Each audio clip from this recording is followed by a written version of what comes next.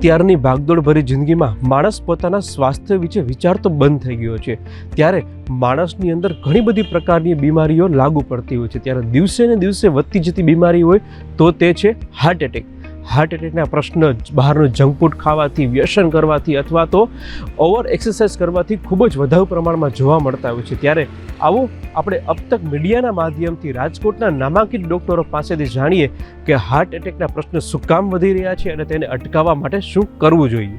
છેલ્લા કેટલાક સમયથી હાર્ટ એટેકના કિસ્સાઓમાં નોંધપાત્ર વધારો જોવા મળી રહ્યો છે. અબ તક સાથેની વાતચીત દરમિયાન ડોક્ટર વિશાલ સદાતિયાએ જણાવ્યું હતું કે સૌથી ચિંતાજનક બાબત એ છે કે હવે નાની ઉંમરના યુવાનો પણ હાર્ટ એટેકનો ભોગ બની રહ્યા છે. નિષ્ણાંતોના મતે આ પાછળ મુખ્યત્વે આપણી બદલાયેલી જીવનશૈલી અને બહારનું જંક ફૂડ જવાબદાર છે.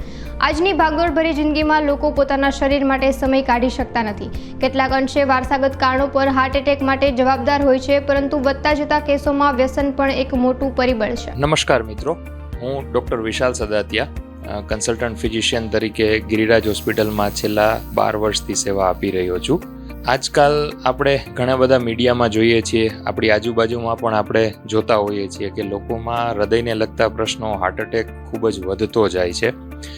આપણી આગળની પેઢીઓમાં આપણે જોઈએ તો આટલું પ્રમાણ હતું નહીં, પણ હવે ચિંતાજનક રીતે નાની વયમાં પણ હાર્ટ એટેકનું પ્રમાણ વધે છે. એ ખૂબ જ એક ચિંતાનો વિષય છે.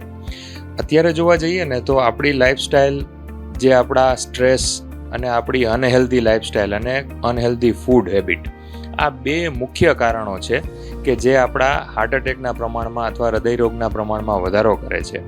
અને થોડા ઘણા અંશે જીનેટિક રીઝન, આનુવંશિક જેને કહીએ કે વારસાગત કારણો પણ હોય છે જે આના માટે જવાબદાર બન્યા છે. આજના સમયમાં દવા કરતાં આપણે પ્રિવેન્શન અથવા એને રોકવા માટેના જે ઉપાયો છે એ કરવા વધારે જરૂરી છે. તો આજના સમયમાં આપણે જોઈએ તો આપણી ભાગદોડવાળી જે જિંદગી છે, આપણી લાઈફ છે, એમાં થોડો સમય આપણા શરીર માટે અથવા આપણા હૃદય માટે કાઢવો જરૂરી છે. તો એના માટે સાવચેતી લઈ અને પહેલેથી જ એક ખાસ ધ્યાન રાખી અને શારીરિક રીતે આપણી એક્સરસાઇઝ, જેને કહીએ કે દિવસમાં 30થી 40 મિનિટ જેટલી એરોબિક એક્સરસાઇઝ, જે કંઈ પણ તમને અનુકૂળ હોય, ચાલવાનું, જોગિંગ, વોકિંગ, સાયકલિંગ, સ્વિમિંગ કે કોઈ પણ સ્પોર્ટ્સ એક્ટિવિટી સાથે 10થી 15 મિનિટ પ્રાણાયામ અથવા યોગ, આ આપણા હૃદય માટે ખૂબ જ લાભદાયક નીવડે છે. અને એનાથી હૃદયરોગનું પ્રમાણ ઘટતું હોવાના ઘણા બધા અહેવાલો આપણે જોઈએ છીએ અથવા એના સ્ટડી પણ થયેલા છે. બીજું કારણ એ આપણે છે કે આપણી અનહેલ્ધી ફૂડ હેબિટ. જેટલા પણ નાના બાળકો અને યંગ એજમાં જંક ફૂડ અને બહારનું તળેલું ફૂડ ખાવાનો જે અત્યારે શોખ છે એને ઘટાડવો ખૂબ જ જરૂરી છે, જેનાથી પણ આપણે હૃદયરોગનું પ્રમાણ ઘટાડી શકીએ છીએ. ઘણા બધાના પ્રશ્નો હોય છે કે એમનું શરીર પણ એટલું મોટું નથી, પોતે રેગ્યુલર એક્સરસાઇઝ કરે છે અને છતાં પણ એમને હૃદયની તકલીફ થાય છે. તો આવા જૂજ કિસ્સાઓ જોવા મળે છે, નથી એવું નથી. પણ મેં જેમ કહ્યું એમ ત્રીજું એક મુખ્ય કારણ જે છે આનુવંશિક ઓર વારસાગત, અથવા ઘણા બધા એવા હાર્ટ ડિઝીઝ છે કે જે આપણને વારસામાં મળતા હોય છે અને એ જ્યાં સુધી એના પર કોઈ સ્પેસિફિક સ્ટ્રેસ અથવા એના પર કોઈ જાતનો વધારે દબાવ ન આવે ત્યાં સુધી એ દેખાતા નથી. તો ઘણીવાર આપણે જોઈએ છીએ કે જિમમાં વ્યક્તિ ઢળી પડે છે, એક્સરસાઇઝ કરતાં કરતાં એમનું હાર્ટ બંધ થઈ જાય છે. આ બધા જે આપણને ઇન્સિડન્સ અથવા જે આપણને જોવા મળે છે સમાજમાં, એના માટે આનુવંશિક કારણો વધારે જવાબદાર છે બીજી બધી વસ્તુઓ કરતાં. આજના સમાજમાં જે રીતની સ્ટ્રેસફુલ લાઈફ છે, લોકોના જવાબો પણ એવા સાંભળવા મળે છે કે સાહેબ સ્ટ્રેસ ખૂબ વધારે હતો તો એમાં ડ્રિંક લેવાઈ ગયું, સ્ટ્રેસ ખૂબ વધારે હતો તો સ્મોકિંગ ચાલુ થઈ ગયું, વચ્ચે મૂકી દીધું હોય 2-3 વર્ષ છતાં પણ એમણે પાછું ચાલુ કર્યાના દાખલા છે. તો આજના સમાજના આ ચિંતાજનક જે હાર્ટ એટેકના પ્રમાણ વધે છે એના માટે વ્યસનો ખૂબ જ મોટી માત્રામાં જવાબદાર છે. કેમ કે તમાકુ અને ડ્રિંક આ બંને એવી વસ્તુ છે કે જે તમારા લોહીમાં સિમ્પેથેટિક એક્ટિવિટી વધારે છે અને એડ્રેનાલિન રશ ખૂબ જ વધે છે, જેના કારણે હૃદય ઉપર અતિશય ભાર આવે છે, જે આપણને ઘણીવાર ખ્યાલ પણ નથી હોતો અને આપણે એને આનંદના સ્વરૂપમાં લઈએ છીએ, પણ ઘણીવાર એ જીવલેણ પણ નીવડે છે. તો હું એટલું તો ચોક્કસ કહીશ કે તમાકુ, સ્મોકિંગ અને ડ્રિંકની હેબિટ એ ભલે આપણે એમ માનીએ કે એટલી ખરાબ નથી તો સારી પણ નથી, જેનાથી કોઈ ફાયદો તો નથી જ થતો, એમ વિચારીને પણ મૂકી દેવી સારી જ રહે છે. હાર્ટ એટેકના સામાન્ય લક્ષણો જે શરૂઆતમાં જોવા મળે છે એ મોટે ભાગે આપણને પેટની થતી તકલીફો, જેમ કે છાતીમાં દુખાવો થવો, પેટમાં ખૂબ બળતરા થવી, ઉલટી થવી, આવી સામાન્ય તકલીફોથી જ શરૂઆત થતી હોય છે, જે ઘણીવાર નોન મેડિકલ લેમેન પર્સનને ધ્યાનમાં નથી આવતી. પરંતુ આની સાથે છાતીમાં દબાણ આવવું, શ્વાસમાં તકલીફ થવી, અતિશય પરસેવો વળવો અને છાતીનો દુખાવો કે જે એણે જીવનમાં ક્યારેય અનુભવ ન કર્યો હોય એવો થાય, તો આ લક્ષણો હાર્ટને લોહી ઓછા મળવાના છે, એટલે કે હાર્ટ એટેકની શરૂઆતના છે. જો આ સમયમાં જ આપણે એને તાત્કાલિક નજીકના પ્રાથમિક કેન્દ્રે અથવા હોસ્પિટલે લઈ જઈ અને એનો કાર્ડિયોગ્રામ આપણે કઢાવી લઈએ તો એ આપણને ખૂબ જ વધારે ઝડપી નિદાન અપાવે છે. અને જો બાજુમાં કોઈ ડૉક્ટર રહેતું હોય અથવા એની સલાહ લઈ શકાય તો લઈ અને અમુક પ્રાઇમરી ટ્રીટમેન્ટ, જે ટેબ્લેટ એસ્પિરિન જેને આપણે કહીએ છીએ, કે ઘણા લોકો હવે પોતાની સાથે પણ રાખતા હોય છે કે જ્યારે પણ છાતીનો દુખાવો થાય અને એને લક્ષણો એવા દેખાય તો એસ્પિરિન લઈ લેતા હોય છે, તો એ ટેબ્લેટ લઈ શકાય છે. હાર્ટ એટેકના સામાન્ય રીતે 3 સ્ટેજ હોય છે. જે શરૂઆતનું મેં કહ્યું એમ સામાન્ય લક્ષણો જે થાય છે એકદમ હળવા છાતીના દુખાવાના, ઘણીવાર દુખાવો થઈ અને મટી પણ જાય છે, એ હળવો એન્જાઇના અથવા હળવો હાર્ટ એટેક આપણે કહી શકીએ, જે એની શરૂઆત છે. ત્યારબાદનું સ્ટેજ એવું આવે છે કે જેમાં અતિશય પરસેવો વળવો, ગભરામણ થવી, ધબકારા ખૂબ વધી જવા, બીપી ખૂબ ઘટી જવું, આ એનું વચ્ચેનું સ્ટેજ છે કે જેને મોડરેટ હાર્ટ એટેક કહેવાય અને એ હાર્ટ એટેકનું વચ્ચેનું સ્ટેજ કહેવાય. ત્રીજું જે સ્ટેજ છે એ ખૂબ જ સિવિયર સ્ટેજ આવે છે કે જેમાં હૃદય એકદમ બીપી ઘટી જવાથી લોહી ન મળવાના કારણે સાવ બેસી જ જાય છે, અને એ છેલ્લું સ્ટેજ છે કે જેમાં હૃદયને પમ્પિંગ કરી અને પછી આપણે ચાલુ કરવું પડે અને જરૂર પડીએ એન્જિયોગ્રાફી કરી અને એ નળી આપણે નજીકમાં ખોલવી પણ પડે. આમ તો જોવા જઈએ તો સામાન્ય રીતે હાર્ટ એટેકથી બચવા માટે બહુ વધારે કંઈ કરવાનું નથી, પણ જે આપણી આદતો છે એને આપણે સુધારવાની જરૂર છે, જે આપણી લાઈફસ્ટાઈલ છે એને આપણે બદલવાની જરૂર છે, અને થોડો સ્ટ્રેસ હળવો કરી અને આપણા માટે સમય કાઢી અને થોડી એક્સરસાઇઝ અને થોડું હળવાશથી જીવન જીવવાની જરૂર છે. આટલું કરીએ તો પણ આપણે ડાયાબિટીસ, હાર્ટ એટેક અને બ્લડ પ્રેશર જેવા રોગથી બચી શકીએ છીએ. અત્યારના યુવાનોમાં હાર્ટ એટેકને પ્રશ્ન ખૂબ જ જોવા મળ્યો છે. તેનું મુખ્ય કારણ છે આપણી લાઈફસ્ટાઈલ, બહારનું ખાવાનું, એક્સરસાઇઝ ન કરવી. આવા પ્રશ્નોને લીધે હાર્ટ એટેકનું કારણ બનતું હોય છે. ત્યારે અબ તક સાથેની વાતચીત દરમિયાન ડૉક્ટર અંકુર ઠુમ્મર જણાવ્યું હતું કે વધારે પડતું ટેન્શન લેવાથી પણ હાર્ટ એટેકના પ્રશ્નો ખૂબ જ વધી રહ્યા છે. કોરોના પછી હાર્ટ એટેકના પ્રશ્નો ખૂબ વધુ પ્રમાણમાં જોવા મળી રહ્યા છે, જેની પણ દરેક દર્દીએ તકેદારી રાખવી જોઈએ. મારું નામ ડૉક્ટર અંકુર ઠુમ્મર. હું ઇન્ટરવેન્શનલ કાર્ડિયોલોજિસ્ટ તરીકે સ્ટર્લિંગ હોસ્પિટલ અને ગિરિરાજ હોસ્પિટલ બંને સાથે સંકળાયેલો છું, અને મારી પ્રાઇવેટ ક્લિનિક પણ છે, ઓર્બિટ કાર્ડિયક સેન્ટર, રાજનગર ચોક. સૌપ્રથમ તો આઈ થિંક અત્યારના જે યંગસ્ટર્સમાં હાર્ટ એટેક આવે છે એનું મુખ્ય કારણ અત્યારની લાઈફસ્ટાઈલ છે, જીવનશૈલી એવી થઈ ગઈ છે કે જેને લીધે મેદસ્વીતાપણું જે કહેવાય, ફેટ, એ વધી ગઈ છે. લેક ઓફ એક્સરસાઇઝ, એટલે એક્સરસાઇઝ એકદમ થતી નથી, અને બીકોઝ ઓફ ફૂડ ઇન્ટેક, જે જંક ફૂડનું પ્રમાણ અત્યારે વધ્યું છે એને લીધે, અને થર્ડ એડિક્શન પણ વધી ગયા છે. અને આ બધા કરતાં પણ અત્યારના યંગસ્ટરોમાં જોવા જઈએ તો મેન્ટલ સ્ટ્રેસ, જે કોમ્પિટિટિવનેસ છે, આગળ વધવાની હરીફાઈ, મહત્વાકાંક્ષા, જેને લીધે મેન્ટલ હેલ્થ અત્યારે પહેલાં જેવી નથી રહી, અને યંગસ્ટરોમાં ખાસ મેન્ટલ સ્ટ્રેસ અને આ જીવનશૈલીને લીધે અત્યારે હાર્ટ એટેક વધી રહ્યા છે. Another reason is post corona પછી અમે જોયું છે કે ઘણા લોકો યંગસ્ટર્સમાં પણ ડી ડાયમર, જે આપણે લોહીની ઘટતા માટેનું તત્વ છે, એ વધારે જોવા મળે છે. એને લીધે પણ યંગસ્ટર્સમાં હાર્ટ એટેક વધી રહ્યા છે. સૌપ્રથમ તો હાર્ટ એટેકના લક્ષણો સમજો. સૌપ્રથમ હાર્ટ એટેકના લક્ષણોમાં એક ચેસ્ટ પેઇન, એટલે છાતીમાં એકદમ ભારે લાગવું, પર્સ્પિરેશન, અતિશય પરસેવો થવો, ઉલટી, ઉપકા જેવું, વોમિટિંગ જેવું થવું, અથવા તો લેફ્ટ સાઈડના શોલ્ડરમાં અથવા હેડમાં પેઇન થવી. જો આવું કોઈ પણ હાર્ટ એટેકના લક્ષણો જણાય તો first step is to do ECG. સૌથી પહેલાં નજીકની કોઈ પણ ક્લિનિક જેમાં ઇસીજી, ઇલેક્ટ્રોકાર્ડિયોગ્રામ, હૃદયની પટ્ટી કહેવાય, એ તો અત્યારે ગામડાઓમાં પણ અવેલેબલ છે.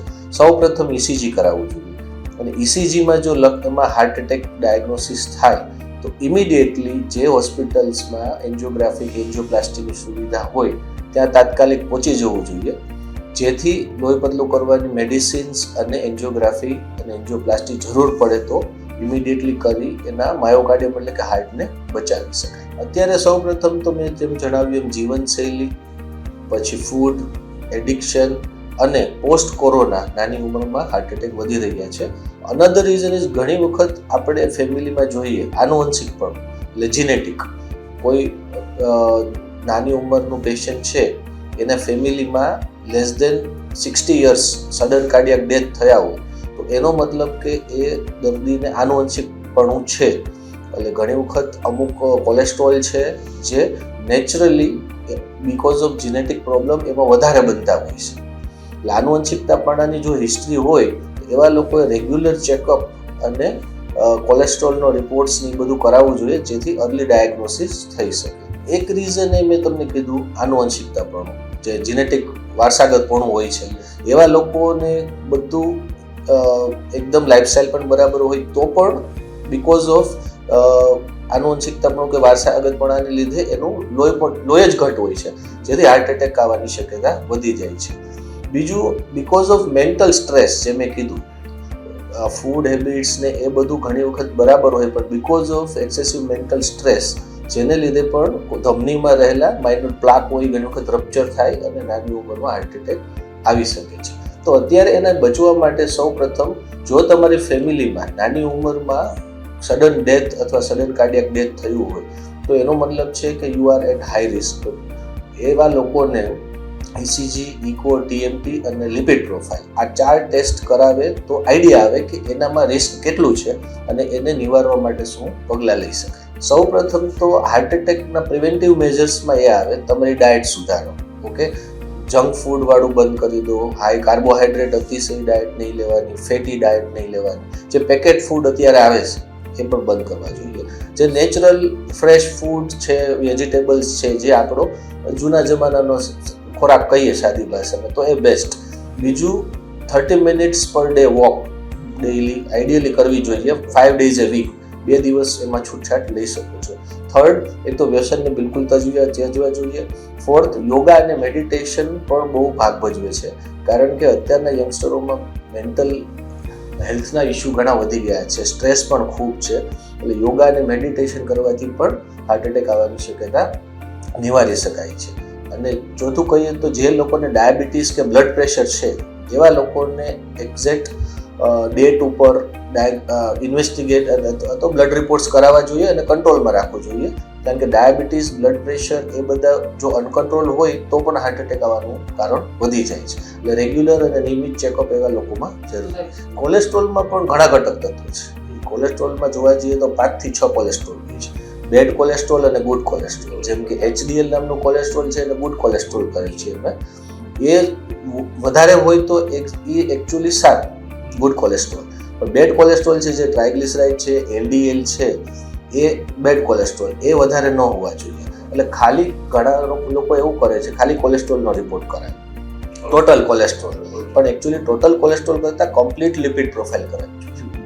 કે ટોટલ કોલેસ્ટ્રોલ તો ટોટલ કેટલું છે જ આપશે, એમાં સારું કેટલું છે, ખરાબ કેટલું છે, એના માટે complete lipid profile is essential કે તમે પેશન્ટને રિસ્ક સ્ટ્રેટિફાય એટલે કે કઈ કેટેગરીમાં આવે છે. હાર્ટ એટેકમાં જનરલી સાદી ભાષામાં કહીએ તો માઇનર અથવા મેજર એમ કહેતા હોય છે. માઇનર એટલે કેવું છે કે એમાં હાર્ટ એટેક ઇસીજીમાં બતાવે, બ્લડ રિપોર્ટ્સમાં પણ બતાવે, પણ જે ઇકો છે પમ્પિંગ એ રિલેટિવલી પ્રિઝર્વડ. નોર્મલી આપણે 60% પમ્પિંગ હોય તો માઇનર હોય એટેક તો એમાં અરાઉન્ડ 50 to 60%. જ્યારે મેજર હાર્ટ એટેકમાં શું છે આ પમ્પિંગ ખૂબ જ ડાઉન થઈ જાય છે અને જેટલું પમ્પિંગ ડાઉન એમ રિસ્ક વધી જાય છે અને લાઈફ થ્રેટનિંગ બનતું જાય છે. એટલે સાદી ભાષામાં કહીએ તો માઇનર અને major, but treatment line is same. સૌથી બેસ્ટ ટ્રીટમેન્ટ ઇઝ કે ઇમિડિયેટલી ઇસીજી કઢાવો. જો ડાયગ્નોસિસ થાય તો જો તમે નજીકમાં કોઈ હોસ્પિટલ હોય કે જ્યાં એન્જિયોગ્રાફી, એન્જિયોપ્લાસ્ટી થતી હોય ત્યાં પહોંચી અને કરાવો.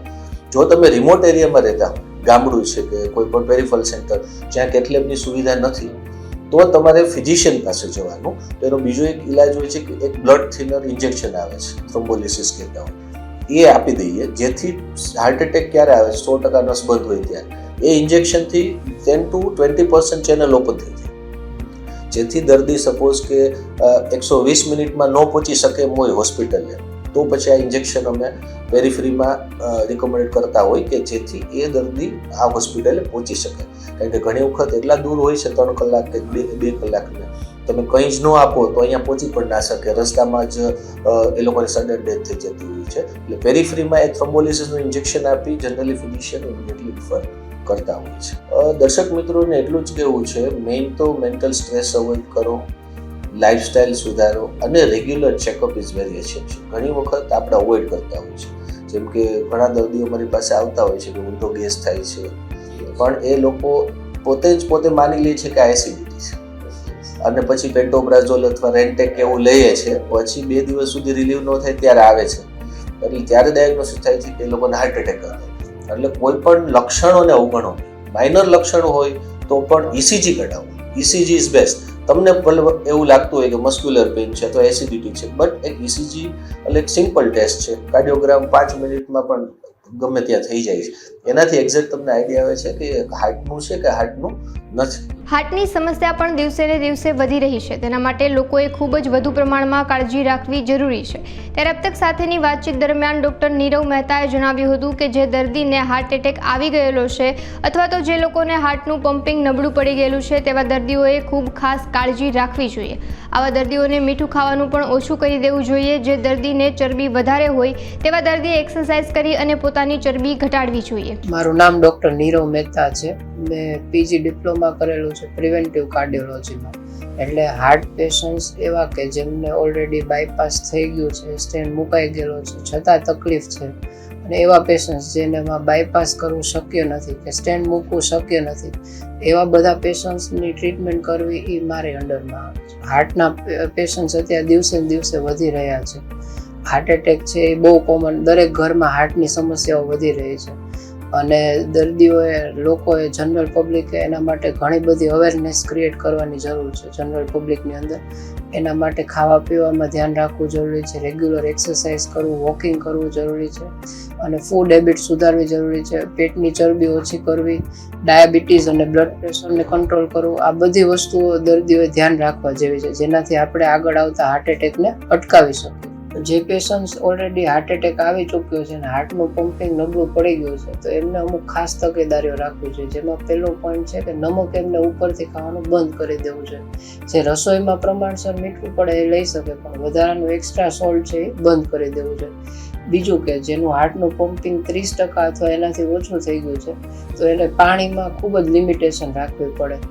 24 કલાકમાં 1.25 લીટર કે 1.5 લીટરથી વધારે પાણી ન પીવું જોઈએ, કેમ કે જેટલું દર્દી પાણી વધારે પીશે એટલું હૃદયને વધારે શ્રમ પડશે અને એનું પમ્પિંગ જે ઓછું છે તો ફેફસામાં પાણી ભરાવા લાગશે અને પગમાં પાણી ભરાવા લાગશે, કેમ કે હાર્ટ એ બ્લડને પમ્પ નથી કરી શકતું.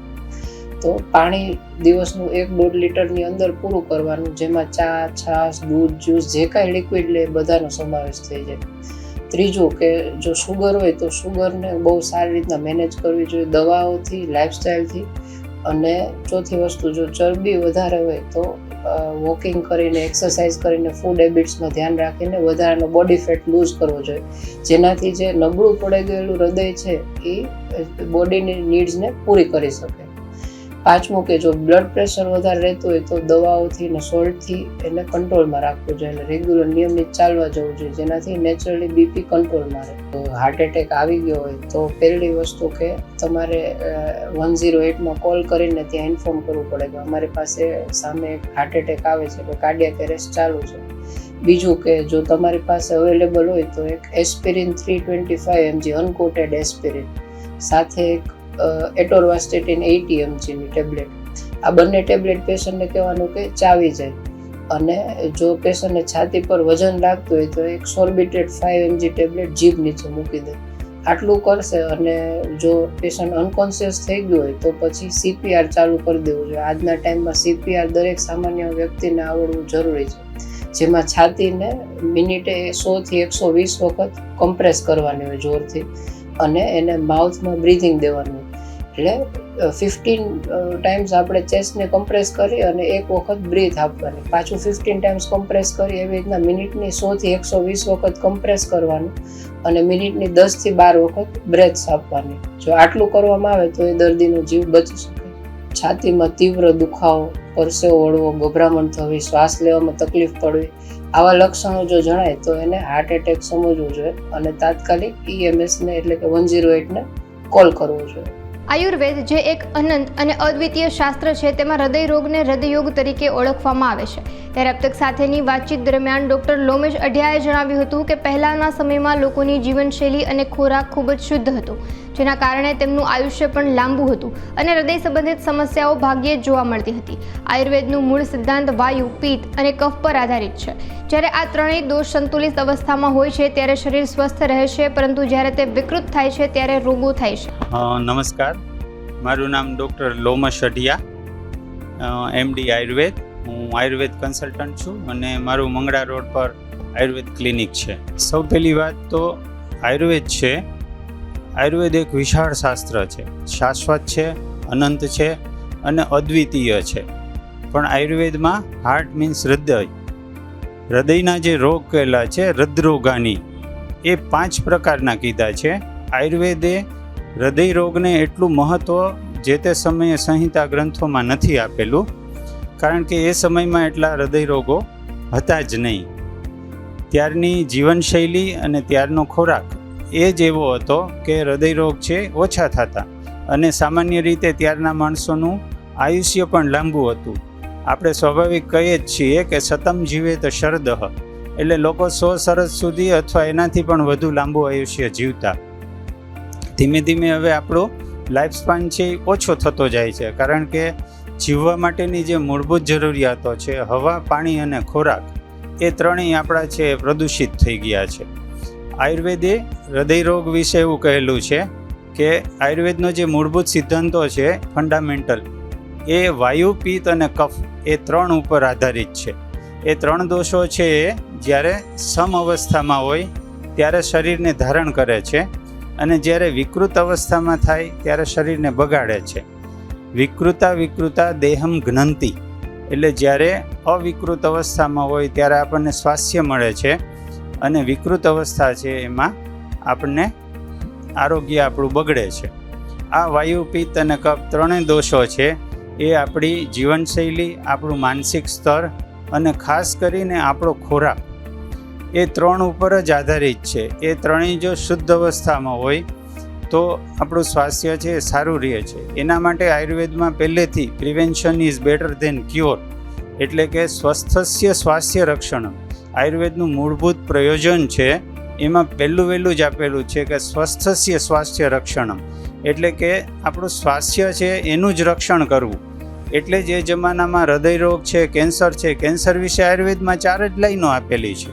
અને હાર્ટ ડિસીઝ છે, હૃદય રોગો, તો એના માટે 1 પ્રકરણ આપેલું છે, કારણ કે એ જમાનામાં એટલું બધું એનું આ રોગોનું પ્રાબલ્ય અધિકતા નહોતી. હવે જોઈએ આપણે તો આયુર્વેદનો એક સિદ્ધાંત છે, એ છે અગ્નિ સિદ્ધાંત. આપણે જે કંઈ ખોરાક લઈએ છીએ, આપણો ઇનપુટ છે, એમાંથી આપણું શરીર જે જરૂરી વસ્તુઓ છે એ બધું બનાવે છે. આયુર્વેદે એને ધાતુ શબ્દ કીધું છે, ધારણાત ધાતવઃ, એટલે આપણા શરીરને જે ધારણ કરે છે એ ધાતુ, રસ, રક્ત, માંસ, મેદ, અસ્થિ, મજ્જા અને શુક્ર, આ 7 ધાતુઓ બતાવેલી છે. આપણા ખોરાકમાંથી બનાવી અગ્નિ દ્વારા, અને આ ધાતુઓ છે એ આપણા શરીરને ધારણ કરે છે. હવે જો અગ્નિ આપણો મંદ હોય, અગ્નિ મંદ થવાના કારણ છે એ આપણું માનસિક સ્થિતિ અને આપણી જીવનશૈલી, અને ત્રીજું આપણે લીધેલો ખોરાક. હવે આના દ્વારા અગ્નિ જ્યારે દુષ્ટ થાય છે ત્યારે આપણી જે સંતુલનની ક્રિયાઓ છે, જેમ કે દોષો સમાવસ્થામાં રહેવા, ધાતુઓ છે એ ઉત્કૃષ્ટ રહેવી, આ બધી ક્રિયાઓ ખોરવાઈ જાય છે. એને કારણે આપણું શરીર છે એ માંદું પડે છે અને માત્ર હૃદય રોગ નહીં, અનેક રોગોનો આપણે શિકાર થયા છીએ. અત્યારના યુગમાં આપણે જોઈએ તો કાર્ડિયક ડિસીઝ એટલે કે હાર્ટ ડિસીઝનું પ્રમાણ ધીમે ધીમે વધતું જાય છે, જેમાં હવે તો ઉંમરનો પણ કોઈ બાદ નથી રહ્યો. પહેલાં એવું કહેવાતું કે 50, 55, 60 પછી હૃદય રોગના હુમલા આવે. અત્યારે નાના બાળકોને આવે છે, યુવકોને પણ આવે છે. દરેક અવસ્થા અને દરેક ઉંમરને એ સ્પર્શતો રોગ થઈ ગયો છે. એનું કારણ કે આપણી જીવનશૈલી ખરાબ થઈ ગઈ છે. આયુર્વેદમાં શ્વાસ પ્રશ્વાસની પ્રક્રિયા વિશે કહેલું છે. એમાં એક બહુ સરસ શબ્દ આયુર્વેદે જણાવેલો છે સ્પૃષ્ટવા રત કમલાંતરમ. હૃદય છે એને આપણે કમળ કીધું છે. કમળ કહી અને એણે આપણને કહી દીધું છે કે સૃષ્ટિની જે શૈલી છે એની સાથે આપણે જીવવું જોઈએ. કમળ છે એ સૂર્યના ઉદય સાથે ઉગે છે અને સૂર્યના અસ્ત સાથે અસ્ત પામે છે. આપણું હૃદય છે એવી જ રીતે સૂર્યોદયથી સૂર્યાસ્ત સુધી છે એક્ટિવ રહે છે, પછી ધીમે ધીમે ધીમે એ શાંત થાય છે અને થાક પામે છે. આપણી અત્યારની જીવનશૈલીમાં આપણે જોઈએ તો આપણે સૂર્યાસ્ત પછી જ એક્ટિવ થઈએ છીએ, કે જ્યારે હૃદય છે એ આપણું ઇનએક્ટિવ સ્ટેજમાં આવે. આ છે એ હૃદયને બહુ લોડ આપે છે. જેમ કે રાત્રે જાગવું, રાત્રે વર્ક કરવું, મોટાભાગે જીમ, સ્પોર્ટ્સ એ બધાય ક્રિકેટ સહિત બધું હવે નાઇટમાં જ થવા માંડ્યું છે. અને ખાસ કરીને રાત્રિ ભોજન, આયુર્વેદમાં એને પિશાચ ભોજન કીધું છે, કે જે મનુષ્યેતર યોનિ છે, ભૂત પ્રેત પિશાચ, એ લોકો રાત્રિ ભોજન કરે છે. એટલે મનુષ્ય માટે સૂર્યાસ્ત પછી ભોજન છે એનોય નિષેધ કરેલો છે. આ બધી ક્રિયાઓ છે એ આપણા અગ્નિને મંદ કરે. અગ્નિ મંદ થાય એટલે ધાતુઓ છે એ વિકૃત બને છે, ખાસ કરીને રસ અને રક્ત ધાતુઓ. આ રસ રક્ત ધાતુઓ નબળી પડે. હૃદય છે સતત 24 કલાક કામ કરે છે. એ ક્યારેય તમને કહેતું નથી કે આજે હું થાકી ગયો, હું કામ નહીં કરું. એ એક જ વાર કહે છે અને પછી આપણે કંઈ સાંભળવાનું રહેતું નથી. એટલે હૃદયને પોતાને સતત કામ કરવા માટે શુદ્ધ પોષણ જોઈએ, જેને આપણે કહીએ ઓક્સિજનેટેડ બ્લડ. એટલે કે હૃદય છે એ શુદ્ધ રસ રક્ત ધાતુઓ છે એનાથી પોષાય છે. એને સરસ પોષણ મળે તો એ સરસ કામ કરે. અત્યારે આપણે જે પોષણ આપીએ છીએ એ મોટાભાગનું ડુપ્લિકેટ, કેમિકલયુક્ત, આપણા હવા, પાણી, ખોરાક, જમીન બધું આપણે પ્રદૂષિત કરી નાખ્યું છે. આ બધા જે કેમિકલ હેઝાર્ડ્સ છે એને શરીરમાં જવા માટે આપણા જીન્સમાં એની એટલી બધી સર્કિટો નથી હોતી, કે જે પહેલાંના જમાનામાં આપણા જીન્સ પૂર્વોત્તર આપણા બાપદાદાઓથી આવ્યા છે એ શુદ્ધ ખોરાકના આપણા જીન્સ છે. એને પચાવવામાં ક્યાંય એનો એનાલિસિસ, સિન્થેસિસ આ કેમિકલ્સનું આપણું શરીર કરતું નથી. એ બધા ફ્રી રેડિકલ્સ કહેવાય, ટોક્ઝિન કહેવાય, પોઈઝન કહેવાય. શરીર એને મહત્તમ મહેનત કરીને બહાર કાઢે છે, પણ બહાર કાઢવામાં શરીરને પણ ક્ષતિ થાય છે. એટલે આપણે વધારે રોગિષ્ટ બનીએ છીએ. હૃદય છે ચારે બાજુથી આવા કાર્યોથી ભીસાતું જાય છે, ધીમે ધીમે નબળું પડતું જાય છે. એને પોષણ ઓછું મળે અને કામ વધુ કરવું પડે છે. એટલે થાકેલું હૃદય છે એ ગમે ત્યારે દગો દઈ દે છે. એ પછી ઉંમર જોતું નથી. લોકોમાં હૃદયના સ્વાસ્થ્ય અંગે જાગૃતિ લાવવી અત્યંત જરૂરી છે. ત્યારે अब तक સાથેની વાતચીત દરમિયાન મૂલરાજસિંહ ઝાલાએ જણાવ્યું હતું કે હાર્ટ એટેકથી બચવા માટે રોજિંદા જીવનમાં કસરત કરવી અનિવાર્ય છે. કોઈ પણ કસરત શરૂ કરતા પહેલા વોર્મઅપ એક્સરસાઇઝ ખૂબ જ જરૂરી છે. સાયકલ ચલાવવાથી હાર્ટ એટેકનું જોખમ ઘટાડી શકાય છે. આ ઉપરાંત ઝુમ્બા એક્સરસાઇઝ પણ હૃદયના સ્વાસ્થ્ય માટે ખૂબ જ ફાયદાકારક છે. ટૂંકમાં જે કસરતથી હૃદયના ધબકારા વધે તે હૃદય માટે ઉત્તમ ગણાય છે. વધુ પ્રમાણમાં એક્સરસાઇઝ કરવાથી અથવા તો કસરત કરવાથી પણ હાર્ટ એટેક આવી શકે છે. મારું નામ ડૉક્ટર મૂલરાજસિંહ ઝાલા છે, founder of MZ fitness hub.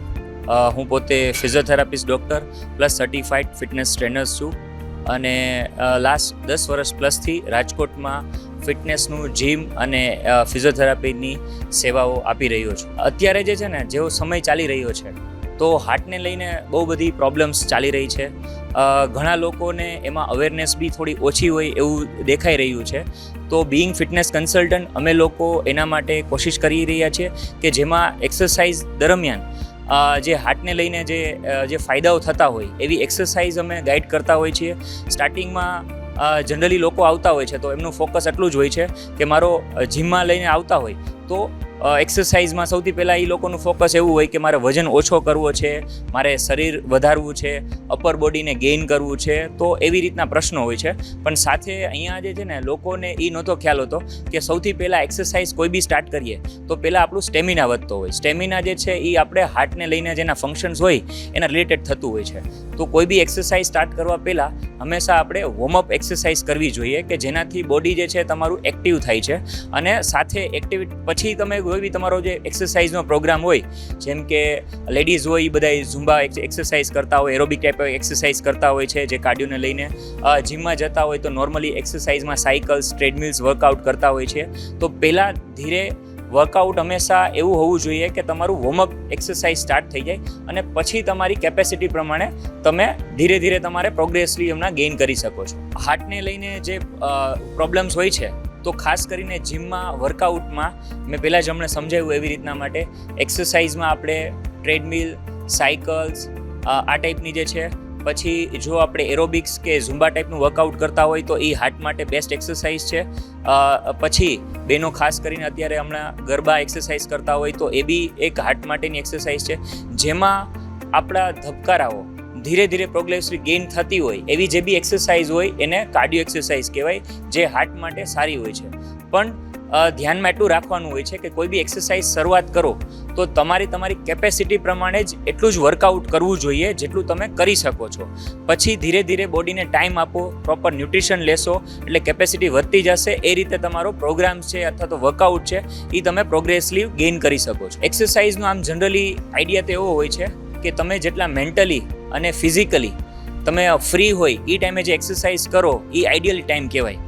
અત્યારે એવું છે કે લોકો વર્કિંગ હોય છે, અત્યારે લોકો મેન્ટલી સ્ટ્રેસ હોય છે, તો આઈડિયલી મારા નોલેજ પ્રમાણે જે તમે તમારું મેન્ટલી અને ફિઝિકલી તમે જ્યારે સ્ટ્રેસ ફ્રી હોય એ ટાઈમે જે એક્સરસાઇઝ કરો તો એ તમને હંમેશા ફાયદો કરશે. એક્સરસાઇઝમાં જે બાબતોનું ધ્યાન રાખવું જોઈએ એમાં સૌથી પહેલાં કે તમે કોઈ બી એક્સરસાઇઝ શરૂઆત કરો છો તો એના માટેનો એક સમય આપવો પડશે, એની એક ડિસિપ્લિન મેન્ટેન કરવી પડશે.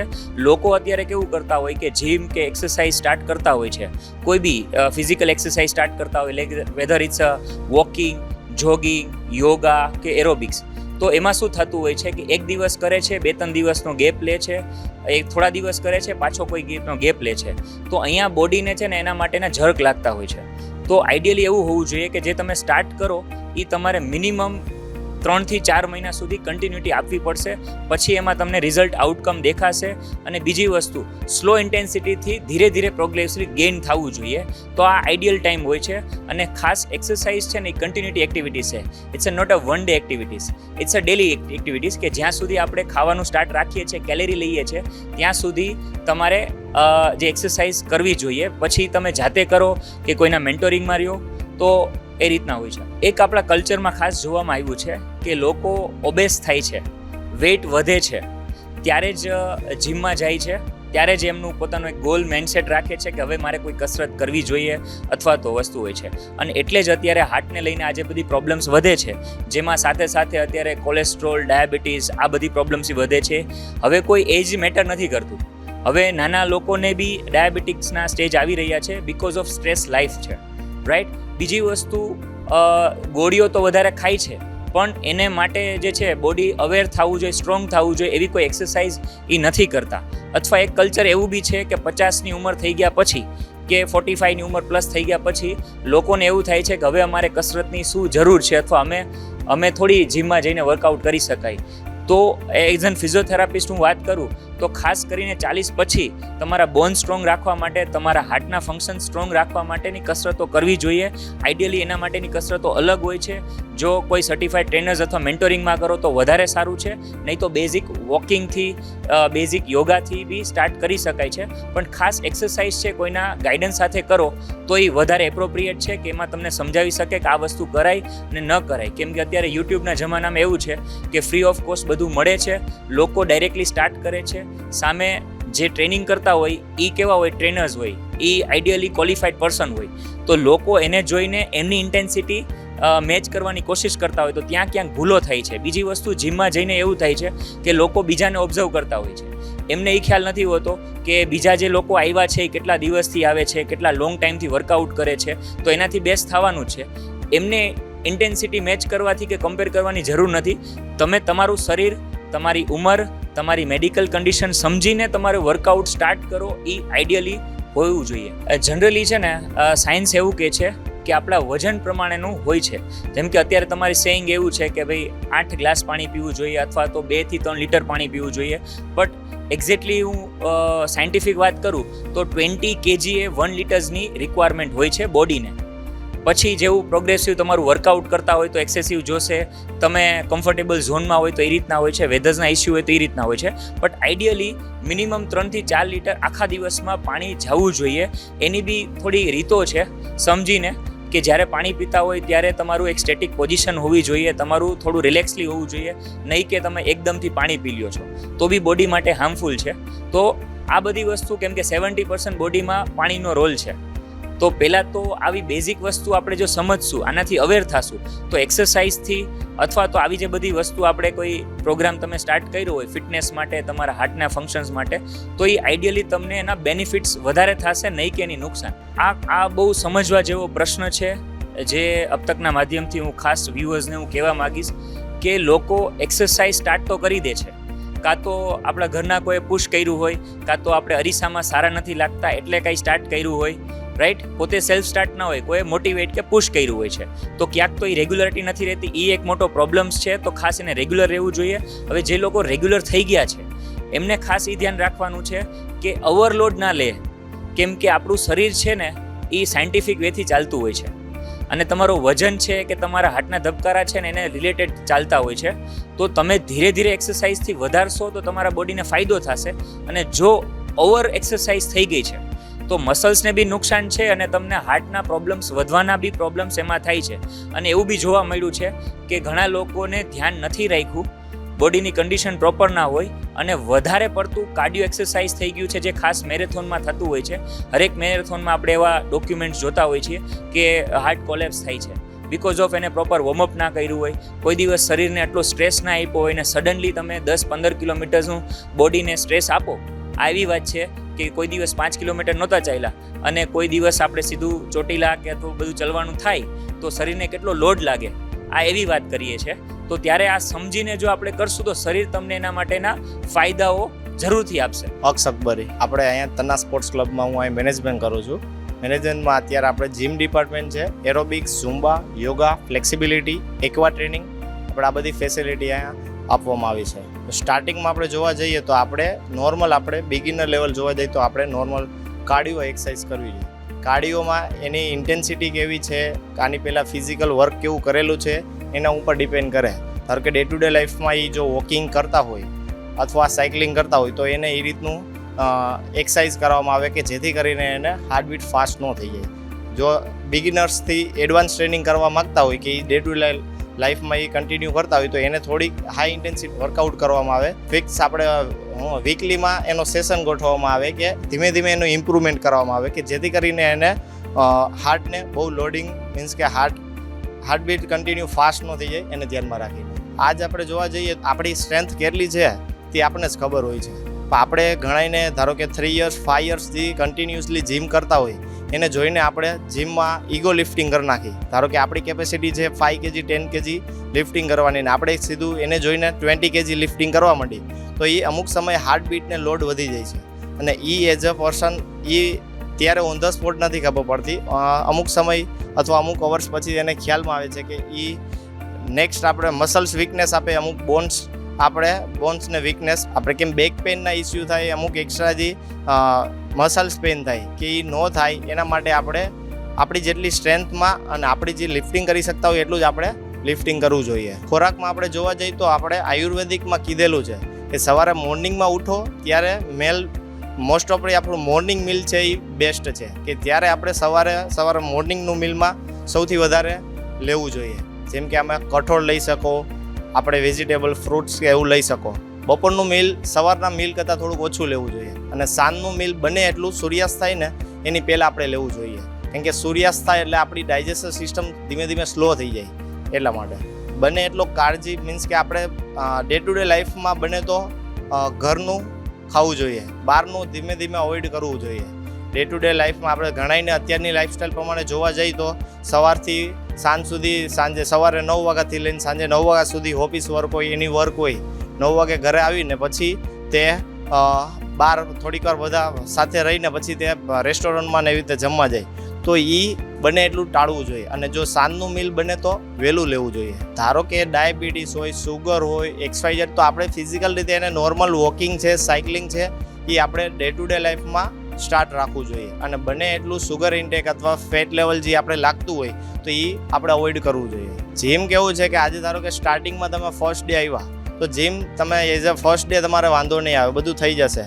સેકન્ડ ડે થર્ડ ડે થશે એટલે જે આપણે વર્કઆઉટ કરવામાં આવે તો એ પેઇન થશે. જો પેઇન થશે પાછું જો આપણે સ્કીપ કરશી તો આપણે પછી નેક્સ્ટ ડે આપણે કન્ટિન્યુઅસલી નહીં કરી શકીએ. પણ મસલ્સ પેઇન થાય કાંઈ વાંધો નહીં, આપણે બી પોઝિટિવ માઇન્ડસેટ થઈને આપણે કન્ટિન્યુઅસલી કરશી તો આપણે આપણા હેલ્થ બાબતે થોડુંક સિક્યોર અને ધ્યાન રાખી શકશે.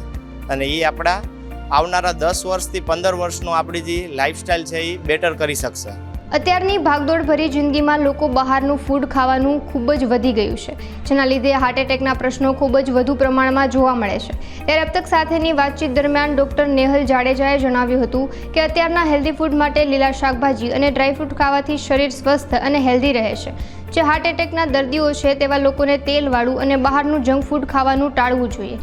નાની ઉંમરમાં જે બાળકોને પણ હાર્ટ એટેકના પ્રશ્નો આવે છે તો તેવા બાળકોને બહારના પેકેટ્સ ખાવા અને બહારનું જંક ફૂડ ખાવું નુકસાનકારક બની શકે છે. મારું નામ નેહલ જાડેજા છે. હું એઝ અ ડાયટિશિયન છું. અત્યારે જે ફાસ્ટ લાઈફસ્ટાઈલ છે એમાં લોકો અનહેલ્ધી ફૂડ વધારે ખાય છે, તો એના રિલેટેડ હાર્ટ એટેકનું ચાન્સીસ વધી જાય છે. કેમ કે લોકોનું બોડી મૂવમેન્ટ નથી થતું જે હેલ્ધી ફેટ લેવાનું હોય છે. જેમ કે આપણે હેલ્ધી ફેટમાં LDL ગણીએ છીએ અને બહારના ફૂડમાં ટ્રાન્સ ફેટ વધારે હોય છે, તો એ હાર્ટ માટે અનહેલ્ધી હોય છે. આપણે જોઈએ તો જે હેલ્ધી ફૂડ માટે ગ્રીન વેજીટેબલ્સ છે, જેમ કે પાલક છે, પછી મેથી છે, એ તમે ડેઈલી ડાયટમાં ઇન્ક્લુડ કરી શકો. અને પ્લસ તમે જે આલમંડ છે, નટ્સ છે, બધા પલાળીને રાત્રે સવારે મોર્નિંગમાં ઉઠીને એ તમે ખાઈ શકો. એ હાર્ટ માટે હેલ્ધી હોય છે. ફૂડ ઇન્ટેક માટે જે પેશન્ટ છે, હાર્ટના દર્દી છે, એને ઓઇલ જે છે, જે રિફાઇન્ડ ઓઇલ છે એ બિલકુલ ના લેવું જોઈએ. કેમ કે એમાં રિફાઇન્ડ થઈને જે બેડ ફેટનું પ્રમાણ વધારે હોય છે, HDLનું પ્રમાણ, તો LDL જેમાંથી મળે એ વધારે ઓઇલ યુઝ કરવું જોઈએ. કન્ટેન્ટ તમે વાંચી શકો છો એના કન્ટેનર પર કે LDLનું પ્રમાણ જો સારું હોય તો એ તમે પ્રિફર કરી શકો. નાના બાળકો માટે અત્યારે જે સ્ટીમ કરેલું ફૂડ છે એ વધારે સારું રહે છે. અને પ્લસ એને જે આલમંડ છે, નટ્સ છે, એની હેબિટ પાડો તો વધારે સારું છે. નાના બાળકો માટે પેક્ડ ફૂડ જે છે, જેમ કે વેફર્સ છે, એ બધું બિલકુલ અવોઇડ કરવું જોઈએ. ફાસ્ટ ફૂડ છે, જંક ફૂડ છે, શુગરી ડ્રિંક્સ છે, અત્યારે બાળકોમાં શુગરી ડ્રિંક્સ વધારે લેવાનું એ લોકો પસંદ કરે છે. પણ બાળકોને જે ઘરે બનાવેલું હેલ્ધી ડ્રિંક છે એ આપો અલ્ટરનેટિવ્સમાં. એમના માટે ડાયટમાં જ વધારે ફોકસ કરવું જોઈએ. કેમ કે એક્સરસાઇઝ એકલું જ હેલ્ધી નથી હોતું, સાથે તમે લાઈફસ્ટાઈલમાં શું ઇન્ક્લુડ કરો છો ડાયટમાં એ વધારે મહત્ત્વનું હોય છે.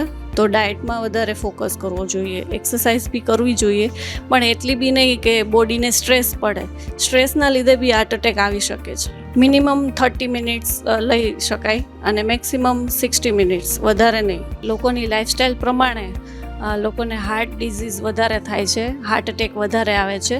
તો એનું મેઇન રીઝન છે કે લોકોનું સ્ટ્રેસ.